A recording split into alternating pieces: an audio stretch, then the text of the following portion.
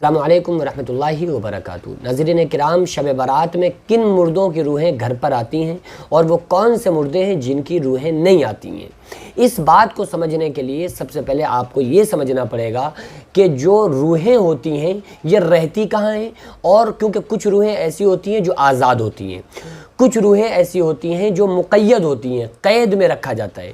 تو جو قید میں رکھا جاتا ہے، جیل میں رکھا جاتا ہے، ان کا آنا پاسبل ہی نہیں ہے، اور جو روحیں آزاد ہیں ان کا آنا پاسبل ہے، وہ آ سکتی ہیں۔ اب سمجھنا یہ ہے کہ وہ کون سی روحیں ہیں جو آزاد رکھی جاتی ہیں، اور وہ کون لوگ ہیں، وہ کون سی روحیں ہیں جن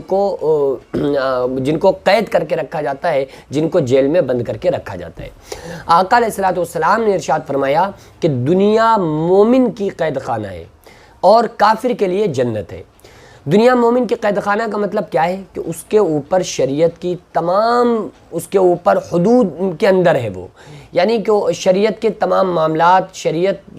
جو اس پر نافذ ہے، یعنی کہ جو ایمان لے آیا، اسلام والا ہے، مومن بندہ ہے، تو اس کے لیے ضروری ہے کہ وہ شریعت کو فالو کرے۔ تو اس کے اوپر شریعت نے جو قید لگائی ہیں ان قیدوں میں وہ گرفتار ہے، یعنی کہ اسی طریقے سے اس کو زندگی بسر کرنا ہے۔ ایک مومن بندے کے لیے 5 وقت اس نے اپنے اوپر نماز کو لازم کر لیا، ان الصلاۃ کانت علی المؤمنین کتابا موقوتا، جیسے ہی نماز کا وقت ہو، وہ کسی بھی کاروبار میں بزی ہوگا اسے نماز پڑھنا ہے، کیونکہ وہ مومن بندہ ہے۔ تو اس طرح سے تمام معاملات میں اور ہر ایک چیز میں آقا علیہ الصلوۃ والسلام کو جو بندہ فالو کرتا ہے وہ مومن ہوتا ہے۔ تو اس کے لیے آقا علیہ السلام نے فرمایا کہ دنیا مومن کی قید خانہ ہے، یعنی جب وہ شریعت کو فالو کر کے، شریعت پہ عمل کر کے زندگی کو گزار لیتا ہے، اس کے بعد پھر جب وہ اللہ رب العالمین کی بارگاہ میں جاتا ہے، اس دنیا سے رخصت ہوتا ہے، انتقال کرتا ہے، عالم برزخ قبر میں جاتا ہے، تو وہاں کی جو زندگی ہوتی ہے وہ اس کے لیے جنت کو بنا دیا جاتا ہے، اس کی قبر کو جنت بنا دیا جاتا ہے۔ آقا علیہ السلام نے فرمایا کہ قبر جنت کے باغوں میں سے ایک باغ ہے یا جہنم کے گڑھوں میں سے ایک گڑھا ہے۔ تو مومن بندے کے لیے قبر جنت کے باغوں میں سے ایک باغ ہوا کرتی ہے۔ روحوں کے تعلق سے آقا علیہ السلام نے فرمایا کہ کچھ روحیں ایسی ہوتی ہیں جو پرندوں کی پوٹوں میں رہتی ہیں اور جنت کی سیر کیا کرتی ہیں۔ کچھ روحیں ایسی ہوتی ہیں جن کو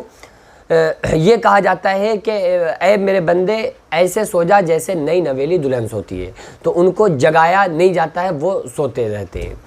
کچھ روحیں ایسی ہوتی ہیں جن کو قید کر دیا جاتا ہے، اور جو روح جاتی ہے نا مردے کی نکل کے، تو اس کے 2 مقام ہیں، ایک علیجین ہے، ایک سجین ہے۔ علیجین میں اچھے بندوں کی روحیں اور سجین میں برے بندوں کی روحیں، ویسے تو اس میں اعمال نامہ ہوتا ہے، لیکن جب جاتی ہیں تو وہاں تک ان روحوں کو لے جایا جاتا ہے۔ اب سوال یہ پیدا ہوتا ہے کہ ہم کیسے سمجھیں کہ ہمارے مردے کی روح گھر آ رہی ہے، یا ہمارے مردے کی روح آزاد ہے، یا ہمارے مردے کی روح مقید ہے، قید میں ہے، جیل میں ہے؟ دیکھیں، یہ چیز اللہ، ہو سکتا ہے کہ جس بندے کو ہم بہت اچھا سمجھ رہے ہوں کہ بھائی یہ بہت نیک بندہ ہے، ہو سکتا ہے پتہ نہیں اللہ کو اس کی کون سی ایسی بات بری لگی ہو جس کی وجہ سے اللہ تعالیٰ اسے ناپسند کرتا ہو، جسے ہم اچھا سمجھ رہے ہوں لیکن اللہ کی نظر میں وہ اچھا نہ ہو۔ اور ہو سکتا ہے کہ جس بندے کو ہم برا سمجھ رہے ہیں، ہم یہ سمجھ رہے ہیں کہ یار یہ بڑا بیکار بندہ ہے، گناہگار بندہ ہے، یہ گناہ کے کام کرتا ہے، ہو سکتا ہے اللہ کی نظر میں وہ اچھا ہو، پتہ نہیں کون سی اس کی بات اللہ کو پسند آئی ہو اور اللہ نے اس کی بخشش کر دی ہو۔ اسی کے لیے تو دوسروں کی برائی کرنے سے انسان کو روکا جاتا ہے، کہ اسلام اجازت نہیں دیتا ہے کہ کوئی انسان کسی دوسرے انسان کی برائی کرے، کیونکہ اللہ بہتر جاننے والا ہے، اللہ نے کس کا خاتمہ ایمان پر کیا ہے اور ہم اسے برا سمجھ رہے ہوں۔ تو جو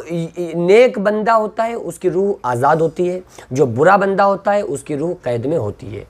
اب یہ اللہ ہی جانتا ہے کہ کن بندوں کی اس نے بخشش کر دی ہے اور کن بندوں کو اللہ نے معاف نہیں کیا ہے۔ بہرحال ہم کیا سمجھیں، ہم کو کیسے معلوم ہوگا کہ کون سی روحیں آزاد ہیں، کون سی روحیں قید ہیں؟ تو انسانوں کو چاہیے، ہم لوگوں کو چاہیے کہ ہر ایک انسان کے ساتھ اچھا گمان کیا جائے،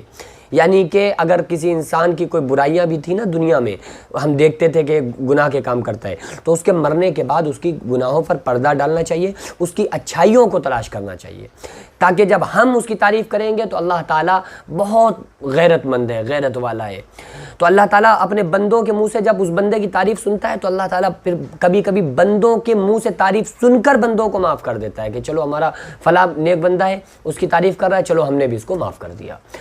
تو بہرحال جو نیک روحیں ہوتی ہیں آزاد رہتی ہیں، اگر وہ آنا چاہیں تو آ سکتی ہیں، لیکن وہ اس دنیا میں آنا پسند نہیں کرتی۔ کیوں؟ جیسا میں نے آپ کو بتایا کہ دنیا مومن کی قید خانہ ہے، تو جب وہ قید خانہ ہے تو وہ اس قید خانے کی طرف پلٹنا نہیں چاہتی، حالانکہ وہ یہ سوچتی ہیں کہ ہمارے گھر والوں عزیز و اقربا کو ہمارا حال معلوم ہو جائے، اور وہ یہ کوشش بھی کرتی ہیں روحیں کہ ہمارے گھر والوں کو بتا دیا جائے کہ ہمارے لیے پریشان ہونا بند کر دو، جو اچھی روحیں ہوتی ہیں ہمارے لیے رونا بند کر دو کیونکہ ہم بہت اچھی جگہ ہیں۔ لیکن اللہ کا قانون یہ نہیں ہے بھئی، اگر ایسا ہو جائے تو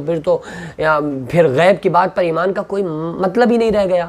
تو اللہ تعالیٰ نے اس کو پوشیدہ کر دیا ہے عالم برزخ کو کہ بھئی وہاں کی بات آپ کوئی مردہ نہ آ کے آپ کو زندگی میں کبھی دنیا میں آپ کو بتائے گا۔ ہم کو یہ چاہیے کہ ہم ان ایسے موقعوں پر جو شب برات ہو، شب قدر ہو، کوئی بھی جاگنے والی رات ہو، یا ہم جب بھی ہمیں اپنے مردوں کی مرحومین کی یاد آئے تو ہم کو ان کے لیے ایصال ثواب کرنا چاہیے، کیونکہ آقا علیہ الصلوۃ والسلام نے فرمایا کہ مردے کو سب سے زیادہ خوشی اس وقت ملتی ہے جب کوئی بندہ اس کے گھر والوں میں سے، عزیز و اقربا میں سے اس کو کچھ ایصال ثواب کرتا ہے، تو اس کو بہت خوشی اس بات سے ملتی ہے۔ اس حدیث کے راوی حضرت ابو ہریرہ رضی اللہ تعالیٰ عنہ ہیں۔